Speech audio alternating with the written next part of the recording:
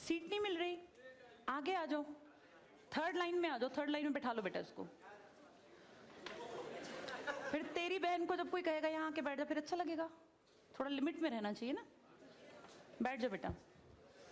चलो अपने देखो, अपने व्यवहार को ऐसा रखो जैसा तुम दूसरे के साथ करो, तुम्हारी बहन के साथ वही होगा। यहाँ नहीं, जहां वो कॉलेज में जाएगी वहां होगा, बस में होगा, ऑटो में होगा। समाज सबसे मिलके बनता है। तुम घटिया हो ना किसी के लिए, तो तुम्हारी बहन के लिए 100% कोई ना कोई घटिया। भगवान जो है कर्मा रिटर्न्स बैक है, ये सीधी थ्योरी है ये। और ये मैं अपने लिए भी मानती हूँ, मैं अपनी बेटी के लिए भी मानती हूँ। मैं जैसा कर रही हूँ ऐसा ही मेरे साथ होगा, या मेरे घर वालों के साथ। तुम जैसा कर रहे हो ऐसा तुम्हारे भाई बहनों के साथ होगा ही होगा।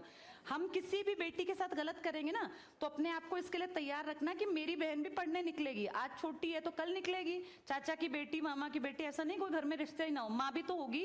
जैसा तुम कर रहे हो ऐसा तुम्हारी माँ के साथ जरूर घटित हुआ होगा। अब तुम कर रहे हो, बड़े अच्छे कई एड्स हैं, उसमें एक जवान लड़का ना सीटी बजा रहा होता है, तो उसकी माँ, देखा है तुम लोगों ने वो, उसकी माँ कहती है बेटा मत कर। तुम्हारी उम्र का था वो लड़का, उसकी माँ लगा लो मेरी एज की, मुझसे 2-4 साल बड़ी होगी, क्योंकि जो बच्चे 20 के हैं उनके माँ 40-45, उनकी माँ 45 साल तक की होती हैं। तो लगातार सीटियां बजा रहा है, उसकी माँ उसको कहती है बेटा मत कर, वो इरिटेट हो जाती है। तो फील करता है कि मेरी माँ ऐसा क्यों, मतलब क्यों चिढ़ रही है सीटी बजाने से, घर में बैठ के बजा रहा था सीटी।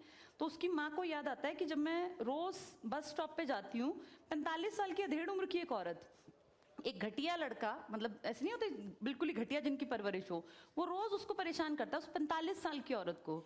तो उसको फिर फील होता है कि ये मेरा बेटा जो हरकत कर रहा है ये उस लड़के से मेल खाती है। बहुत अच्छा ऐड है, उसका एसेंस बहुत अच्छा निकल के आता है कि एक्सप्लॉयटेशन सिर्फ जवान लड़कियों का नहीं होता। आप गलत कर रहे हो ना, कोई आपकी माँ के साथ, आपकी बहन के साथ कहीं ना कहीं कोई गलत करेगा फिर। इसलिए समाज को अच्छा बनाओ, क्लास को ऐसा बनाओ, कोई लड़की वहां से अगर आ रही है और तुम कह रहे हो यहाँ आ जा, तो ये ठीक है, ये अपने आप सोच के देखो, ये हमारी परवरिश को भी दिखाता है कि हमारी परवरिश कैसी माँ ने की है।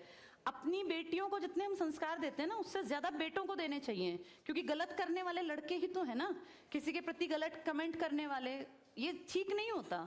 इतने काबिल बनो कि कोई तुम्हारे साथ बैठना चाहे। तुम्हें ये कहना पड़ रहा है कि यहाँ के बैठ जाओ, तुम कोई वो छिछोरे 70-80 के दशक के लड़के थोड़ी ना हो, पढ़े लिखे 21वीं-22वीं सदी के लड़के बैठे हो, तुम कोई बच्चे नहीं हो। अब अपने व्यवहार को इतना अच्छा बनाओ, क्योंकि जब गलत बात बोलो ना तो ये सोच के बोलना कि मेरे घर में जो औरत है ना उसको ये सहना पड़ रहा है कहीं ना कहीं। तुम ही लोगों ने समाज बना रखा है, इसको घटिया बना लो चाहे अच्छा बनाओगे तो पूरा समाज अच्छा बन जाएगा। घटिया बनाओगे तो तुम्हारी माँ को भी 100% सुनना पड़ता होगा, क्योंकि ये कर्म है, ये किसी को नहीं छोड़ते। तुम सबको चार दीवारी में नहीं रख पाओगे, तुम्हारी माँ को भी कहीं ना कहीं बाहर निकलना पड़ता है, चाहे वो मार्केट सब्जी लेने जाती हो, गांव में रहते हो तो गली में तो निकलती है ना, उसको भी सुनना पड़ता होगा, क्योंकि समाज बनाने वाले तुम ही लोग हो। तो ये ध्यान रखो सबको कि भाई किसी को हमारे किसी भी कमेंट से बुरा ना लगे, और इनको अलग मत समझो, जैसे तुम्हारी बहनें ऐसी ही ये हैं। पसंद आना कोई अलग बात होती है, पर व्यवहार अच्छा रखना चाहिए। तुम्हारी परवरिश अच्छी माने की है, कम से कम ये दिखा के चलना। चलो ये टॉपिक लास्ट आ गया, संवैधानिक विकास।